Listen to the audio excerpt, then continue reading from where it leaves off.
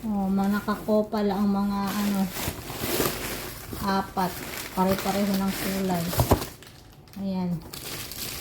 Apat siya na bag na natin ang symbol. Apat na bag. Ito. Sapatos. Ay, ang ganda. Ah, ang ganda. Ganda ng sapatos. Wow. Ang liit ng paa. Yes, ang ganda ng sapatos. Makabili nga rin yan. Okay. Katatlo. 13 pa-order ito eh. 13 pesos na pa-order nila. Oh, yung pants. Yeah, maganda rin. Magkasama yung pants at saka sapatos. Ano na to? 1, 2, 3. Pang-apat. Oh, ang dress ni ate.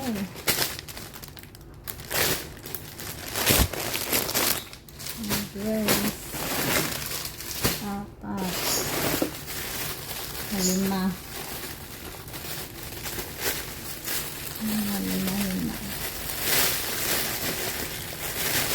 Wow, dress ko rin. Mabulaklak. Ay, ang cute.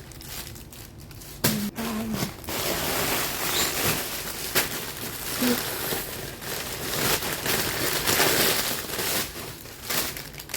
Ay, dress pa rin. 7.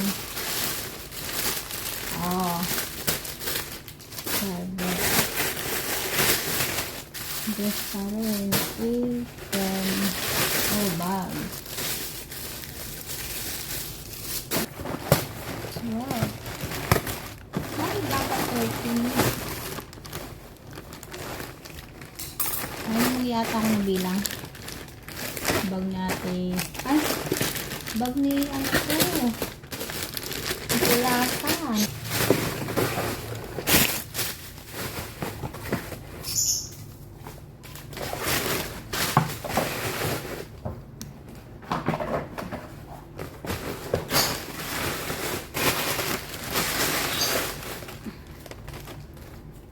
Okay.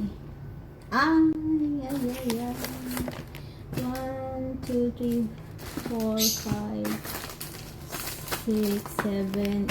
8, 9, 10, 11, 12, 13, 14, 15, 16, 17.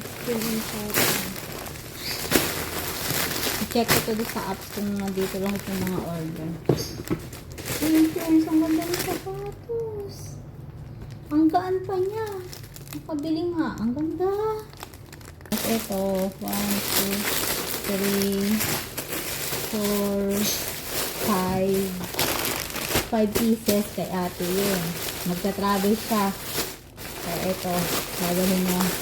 Tapos yung bag, kay ate Amy din to. Ewan kung sino mga kasama niya dito sa atin. 6 na silang may orange na bag na torch. Torch yung ang pangalan nito. Ang ganda nito.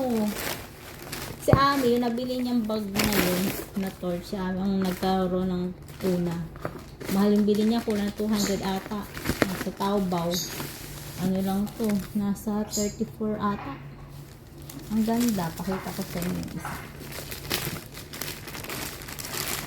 Bibili rin ako ng ganitong design, pero yung kulay hindi ganito. Pero ano, maganda yung kulay na orange siya. Tingnan nyo naman. Ang ganda ng quality. Torch. Dalawa yung pocket niya. Dalawa yung zipper. Sobrang ganda ng quality. Tapos may bulsa pa dyan. Balik na natin. Ito kukunin nila dito sa Sunday kasi OT ako.